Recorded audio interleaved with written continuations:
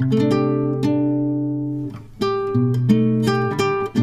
Guys, जैसा कि आप सभी को पता है मैंने अपना ड्यू डेट आप सभी को बता दी कि ड्यू डेट क्या है, क्योंकि कल मैं डॉक्टर के पास गई थी तो उन्होंने फाइनल बता दी 4 जनवरी। बट 4 जनवरी के बीच में कभी भी 29, 30, 31, 1, 2 कभी भी मुझे प्रॉब्लम हुआ कुछ तो उससे पहले एडमिट होना पड़ेगा। बट डॉक्टर ने मुझे फाइनली लास्ट डेट, अगर कुछ नहीं हुआ, नॉर्मल सब कुछ हुआ, तो मैं 4 को जाके एडमिट हो जाऊंगी। तो ये तो मैंने आपको बता दी। और बट आज मुझे जाना है एक ऑपरेशन। ये भी मैंने आपको बता दी कि नॉर्मल डिलीवरी होगी या ऑपरेशन के थ्रू होगा। तो उसके लिए कुछ पेपर वर्क करना है, कुछ चेकअप वगैरह करना है एंड कुछ चीज़ें जो मैं आपसे शेयर करूँगी, डॉक्टर मुझे चेक करके बताएगी। तो उसके लिए जाना है मुझे हॉस्पिटल। तो और दूसरे हॉस्पिटल में जाना है, दूसरे हॉस्पिटल में क्यों जाना है ये सब मैं आपको ब्लॉग में ही बताऊंगी, क्योंकि फोर्टिस हॉस्पिटल में मैं अब नहीं, रूटीन चेकअप वगैरह मेरा हो गया फाइनल। तो यहाँ मॉर्निंग में उठकर फ्रेश होकर गर्म पानी पी के, चाय पी के, और अब मैं यहाँ पे बनाऊंगी अपना ब्रेकफास्ट।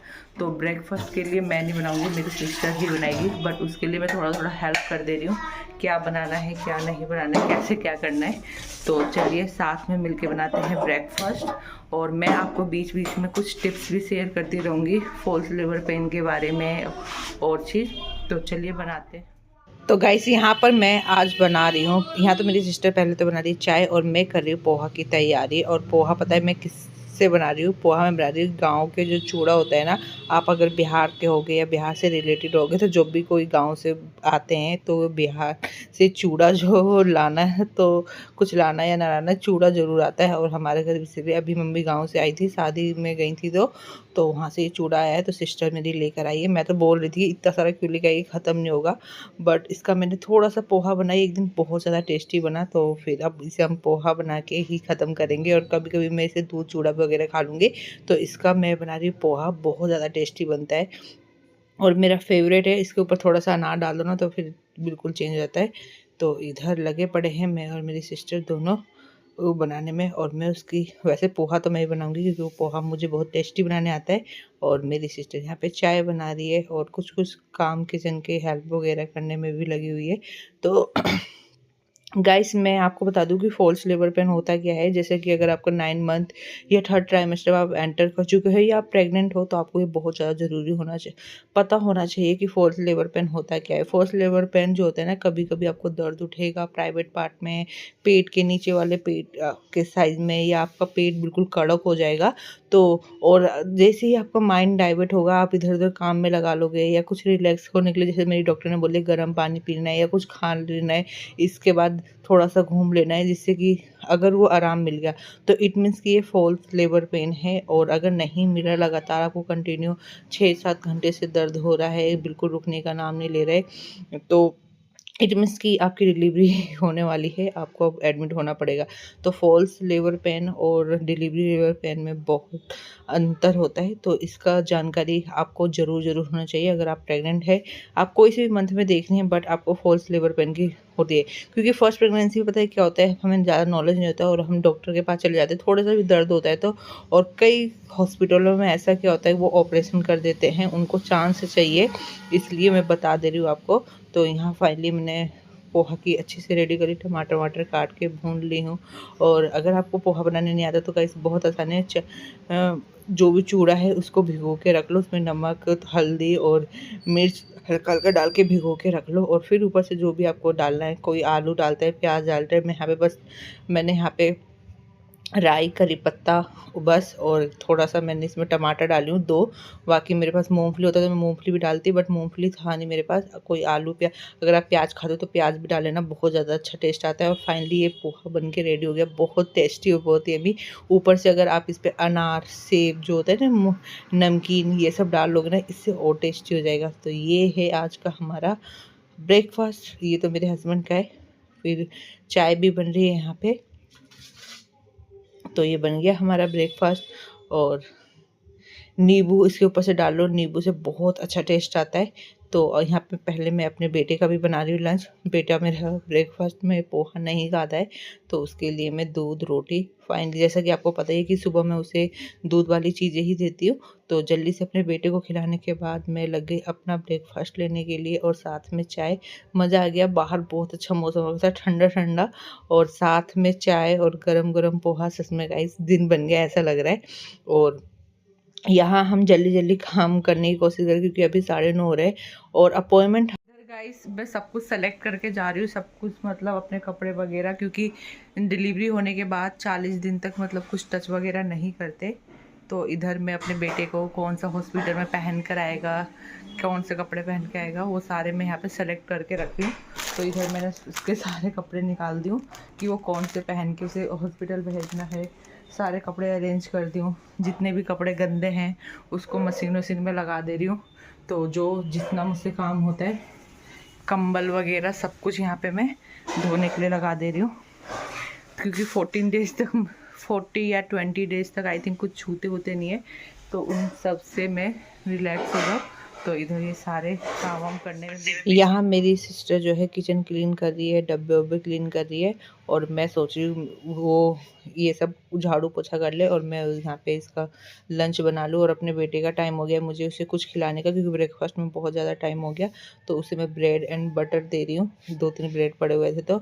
और लंच में मैं आज बना रही हूँ सोया आलू बीन की सब्ज़ी, जो कि मेरा फेवरेट है, और यहाँ पे राइस। तो इसी की तैयारी कर रही हूँ। और आज मेरी सिस्टर जो है पूरा मतलब डीप क्लीन करेगी। वैसे तो उसने फ्लोर क्लीन कर दी थी आने वाले दिन, बट अभी बालकनी वगैरह ये सब रह गए थे। तो बर्तन वगैरह धोने के बाद, ये सब करने के बाद वो अपने काम में लग जाएगी और मैं अपने काम में लग जाऊँगी। और डॉक्टर से अपॉइंटमेंट जो है मेरी शाम की है 5:30 के करीब, क्योंकि जो मेरी डिलीवरी करेगी उसी डॉक्टर को ही दिखाना है मुझे, और उसका खुद का क्लिनिक है। तो वो 5:30 बजे आई थिंक फ्री होने के बाद ही हॉस्पिटल में आएगी। तो 5:30 बजे वो आएगी, तो हमें मतलब शाम हो जाएगा जाने में। घर से हम 5 बजे तक निकलेंगे, तो अपना टाइम अरेंज कर रहे हैं। बट यहाँ पे हम जल्दी जल्दी काम कर रहे हैं कि जल्दी जल्दी बस फिनिश हो जाए किसी तरह ये काम। और इधर मैं लगा रही हूँ झाड़ू वाड़ू, जितना मुझसे हो रहा है मैं भी कर रही हूँ, क्योंकि काम ना बहुत ज़्यादा फैला हुआ है। और दिवाली के बाद से मैंने डीप क्लीन नहीं की थी, जैसे हो गया ना। तो यहाँ मेरी सिस्टर अच्छे से बिल्कुल सब कुछ डीप क्लीन वगैरह करने में लगी पड़ी हुई है। और बस यही है रूटीन, काम करने में बस बिजी हैं, काम कर रहे हैं। और जितना हो रहा है ना मैं कर रही हूँ, ऐसा नहीं है कि मेरी सिस्टर आई तो सारा काम मैं उस पर ही मतलब वज़न डाल दे रही हूँ। फर्स्ट डे मैंने उस पर वज़न डाल दी थी क्योंकि फर्स्ट डे जब वो आई थी तो मुझे इतनी ज़्यादा खुशी थी कि चलो भाई आज तो आराम मिला है। बट सेकेंड डे बहुत ज़्यादा काम हो गया, तो अकेले वो कितना करेगी। इधर देख सकते हो क्लीन सब कुछ, ड्रॉ वगैरह ये सब कुछ मैं क्लीन करने में लगी पड़ी हूँ। और लेट्स सी, यहाँ मेरा बेटा भी मेरे अपना हेल्प करवाने में लगा पड़ा है। और फाइनली यहाँ पे आलू उबल गए एंड देन मैं आ गई किचन में और बना रही हूँ आलू और सोयाबीन की सब्जी और चावल। वैसे तो आज सैटरडे था, बट मुझे पता नहीं था ना कि आज सैटरडे है, वरना मैं खिचड़ी ही बनाती, क्योंकि हमारे घर नॉर्मली बिहारियों में ना सैटरडे को खिचड़ी ही बनता है और कुछ ऐसा नहीं बनता है। तो इधर मैं टमाटर, लहसुन, अदरक ये सब का पेस्ट बना के, धनिया वनिया। और जैसा कि आप सबको पता है कि मेरे घर में लहसुन प्याज यूज नहीं होता है, फिर भी हमारी सब्ज़ी टेस्टी बनती है बस।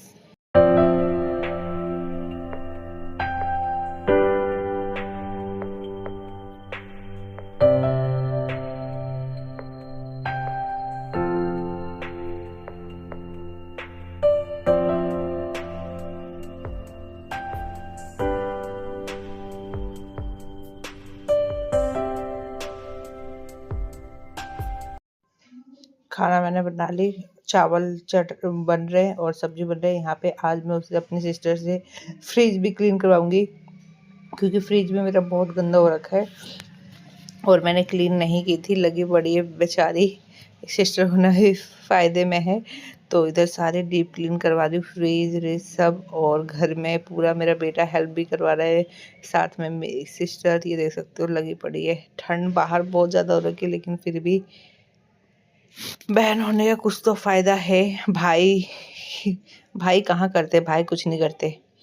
भाई बस मुंह बनाते हैं और हुक्म चलाते हैं। तो इधर मैंने कपड़े लगा दी थी, कपड़े की कंडीशन देखने आई हुई, कपड़े धुल गए हैं, नहीं कपड़े तो सूख ही नहीं रहे। और मौसम देख सकते हो गाइस, बहुत ज़्यादा ही मतलब ठंड तो है ही, लेकिन अच्छा लग रहा है। ऐसा नहीं है कि इतना ठंड है, हवा भी बहुत चल रही है, लेकिन सुहाना सा मौसम है, ठंड भी है, हल्की हल्की हवा भी चल रही है। और अब दिसंबर है, दिसंबर अब ठंड नहीं होगी तो कब होगी। और यहाँ देख रहे छोटे वाले कमरे में मैं इसे पूरी डीप क्लीन करवा रही हूँ, क्योंकि मैंने बहुत दिन से ना इसको सर्फ से या अच्छे से धोई नहीं थी। तो थोड़ा पीला पीला, आपको वाइट पता ही होगा कि वाइट वाला जो फर्श होता है ना, उसे अच्छे से क्लीन नहीं करो तो वो पीला हो जाता है। तो इधर ये सर्फ वाले और ये मुझे कहती है भाग जाए यहाँ से, भाग जाए, गिर जाएगी, फिसल जाएगी। तो वीडियो बनाने नहीं दे रही मेरे को यहाँ पे, क्योंकि हाँ सर्फ वाला पानी तो मैं रिस्क भी नहीं ले सकती, तो मैं बाहर से ही रिकॉर्ड कर रही हूँ उसे। और यहाँ पे ये बालकनी में क्लीनिंग कर रही है। बालकनी में हमारे बहुत गंदगी होता है, हर दूसरे तीसरे दिन क्लीन करना पड़ता है, क्योंकि ऊपर जो है फ्रिज पे कबूतर ने अंडे दे रखे हैं, घोंसला बना रखे हैं। मैं भगाती नहीं हूँ, मैं सोचती चलना, उसके बच्चे हैं तो खेलेंगे। यहाँ पर हमारा हो गया नहाने धोने के बाद हमने लंच करी, क्योंकि बहुत लेट हो गए थे।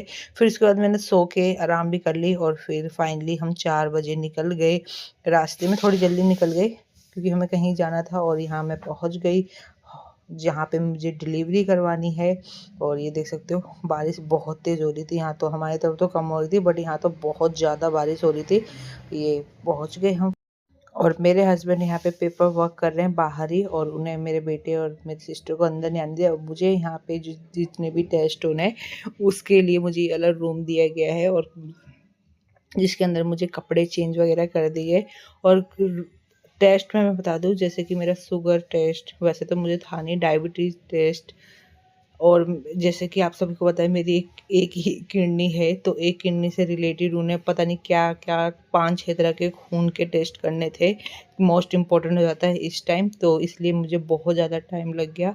और फिर बाकी हर चीज़ मेरा चेक करने के बाद हीमोग्लोबिन, ब्लड प्रेशर, हर चीज़ सब कुछ चेक दोबारा, कल तो हुआ ही था बट आज भी हुआ था। और मैं यहाँ पे चेक वगैरह वेट कर रही थी, पहले तो मैंने वेट करी हूँ कम से कम 10 मिनट डॉक्टर के आने का, और वेट करने के बाद इस तरह से मुझे पूरा डॉक्टर पहना दिया।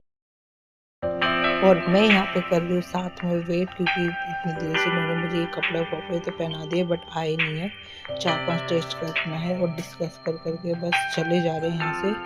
तो फाइनली आ गई मेरी डॉक्टर यहाँ पे, ये देख सकते हो।